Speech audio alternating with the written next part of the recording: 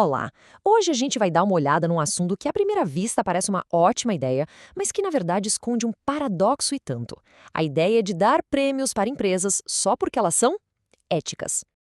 Então vamos lá. A grande questão que a gente vai investigar aqui é a seguinte: qual é a real motivação por trás da ética nos negócios? É uma coisa de valor, de princípio, ou é só uma bela jogada de marketing para lucrar mais? A lógica por trás dos prêmios de ética parece perfeita, né? Se a gente quer que as empresas se comportem bem, por que não dar uma recompensa pública para elas? Parece um incentivo óbvio. Mas é exatamente aqui que a coisa começa a ficar estranha. A gente premia atletas por recordes, cientistas por descobertas, mas ética. Isso não deveria ser o básico, o ponto de partida de tudo? Ao transformar o fazer o certo num troféu, será que a gente não acaba esvaziando o significado disso? Para a gente entender de onde vieram esses prêmios, é preciso voltar um pouco no tempo. Eles não surgiram do nada, não. Eles são parte de um movimento global com uma origem bem específica. E aqui está o pulo do gato. Essa luta contra a corrupção não começou necessariamente por uma crise de consciência moral. Ela foi muito impulsionada por uma necessidade econômica: deixar o terreno seguro e previsível para a grana dos investidores internacionais circular. E essa trajetória fica muito clara quando a gente olha para essa onda de tratados internacionais que foram pressionando os países a criarem leis mais rígidas. O Brasil, claro, entrou nessa, e a nossa Lei da Empresa Limpa, de 2013, é um reflexo direto dessa agenda global. A ética empresarial, de certa forma, foi um produto importado. Ok, agora que a gente entendeu o contexto, precisamos de uma ferramenta, uma espécie de lente, para analisar o que está acontecendo de verdade. E para isso, vamos pegar emprestado dois conceitos clássicos da filosofia. Essa é a pergunta que vai nos guiar para separar o que é só fachada do que é intenção real. Porque a ação pode até ser a mesma, mas a razão por trás dela, a razão muda todo o jogo. Bom, aqui está a nossa base. De um lado, a deontologia, que diz basicamente: faça o certo porque é o certo. Ponto final. É uma questão de princípio.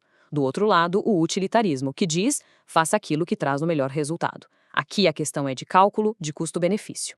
E essa analogia do sinal de trânsito é perfeita, né? A ação é a mesmíssima, parar o carro. Mas a motivação é totalmente diferente. Uma é guiada pelo dever, a outra pela consequência. Guardem bem esses dois conceitos. Agora, vamos pegar essa teoria toda e aplicar num caso real. Aqui do Brasil, o Prêmio Proética.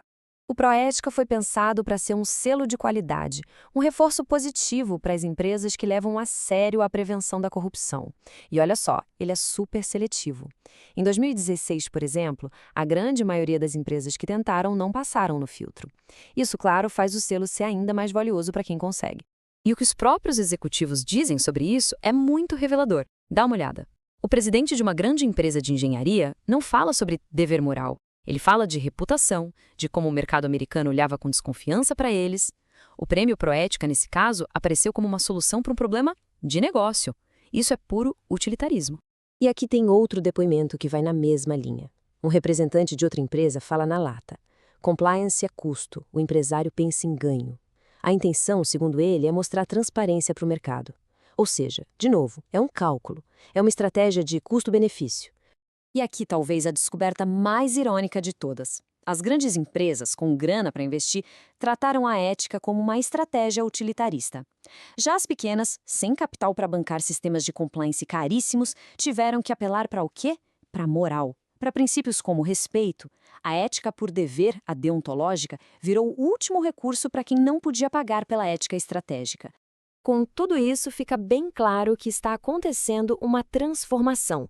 A ética está mudando de lugar, está deixando de ser um valor moral para se tornar um ativo de negócios. E essa frase aqui é pesada. Ela resume perfeitamente a mentalidade que se criou. Falar de ética como um dever, como um princípio que vale por si só, isso era visto como romantismo, como algo irracional. A única ética racional que era levada a sério era a que dava lucro. Então, o processo de esvaziamento acontece mais ou menos assim. Primeiro, se cria um prêmio com a melhor das intenções. Depois, as empresas correm atrás do prêmio, mas por causa dos benefícios que ele traz. E aí, o foco muda completamente. O objetivo não é mais ser ético, mas sim ganhar o selo para usar no marketing para abrir portas no mercado. E o resultado final é este: um sistema em que a ética vira uma ferramenta. Ela só tem valor na medida em que serve a um propósito maior, o lucro. O porquê por trás da ação foi trocado pelo o que eu ganho com isso. E assim, a gente chega no coração do paradoxo. A tentativa de recompensar uma virtude pode acabar ironicamente destruindo a natureza dessa mesma virtude. E essa é a conclusão. Sim, a empresa que ganha o prêmio pode até lucrar mais, o que é ótimo para o negócio. Mas se a cultura de integridade de verdade não mudou, se tudo foi só uma performance para ganhar um troféu, a sociedade como um todo não ganhou nada. O problema da corrupção continua lá, firme e forte. E a gente termina com essa pergunta que, sinceramente, não tem uma resposta fácil. Se os prêmios podem esvaziar o sentido da ética e só a punição não cria uma cultura positiva, qual é o caminho? Talvez a verdadeira integridade não possa ser comprada com um prêmio nem imposta pelo medo. Talvez ela precise ser construída de dentro para fora. Mas como incentivar isso? Bom, essa é a questão que fica no ar para a gente pensar.